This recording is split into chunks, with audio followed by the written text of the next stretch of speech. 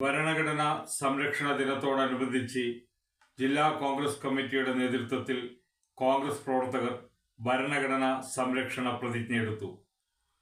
DCC office പരിസരത്ത് നടന്ന ചടങ്ങിൽ ജില്ലാ കോൺഗ്രസ് കമ്മിറ്റിയുടെ ജനറൽ സെക്രട്ടറി PM അബ്ദുറഹിമാൻ പ്രതിജ്ഞ ചൊല്ലിക്കൊടുത്തു.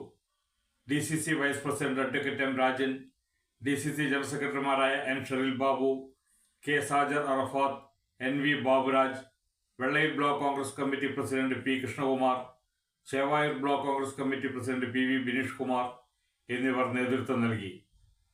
വൈശാലി കമ്മ്യൂണിക്കേഷൻസിന് വേണ്ടി കോഴിക്കോട്ട് നിന്നും MC സുദേശ് കുമാർ. ഇന്ത്യ എന്ന ലോകത്തിലെ ഏറ്റവും വലിയ ജനാധിപത്യ ആത്മാവായ ഭരണഘടന അതിന്റെ പ്രാധാന്യം ഈ ദിവസം നമ്മെ ഓർമ്മിപ്പിക്കുന്നു. ജാതി മത ഭാഷ വർഗ വ്യത്യാസത്തിനതീതമായി സാഹോദര്യത്തിന്റെ അടിത്തറയിൽ നാം എല്ലാം ഇന്ത്യക്കാരായി നിലനിൽക്കുന്നത് നമ്മുടെ ഭരണഘടനയിൽ കുടിക്കൊള്ളുന്ന ഇന്ത്യ എന്ന സത്തയെ ഉൾക്കൊള്ളുന്നതിനാലാണ്. ഭരണഘടനയുടെ അടിസ്ഥാന ശിലകൾ ഇളക്കാൻ ശ്രമം നടക്കുന്ന കാലഘട്ടത്തിലൂടെയാണ് രാജ്യം ഇന്ന് കടന്നുപോകുന്നത്. ഭരണഘടന മുമ്പോട്ട് വെക്കുന്ന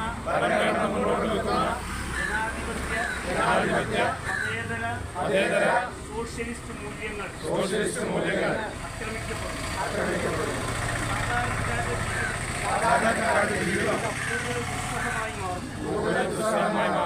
അസമത്വം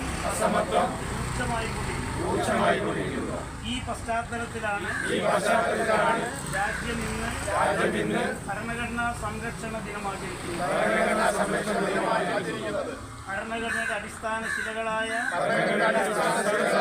ജനാധിപത്യം, മതേതരത്വം, സോഷ്യലിസം എന്നിവ സർവശക്തിയും സംഭരിച്ച് കാത്തു സൂക്ഷിക്കുമെന്ന് ഞങ്ങൾ പ്രതിജ്ഞ ചെയ്യുന്നു.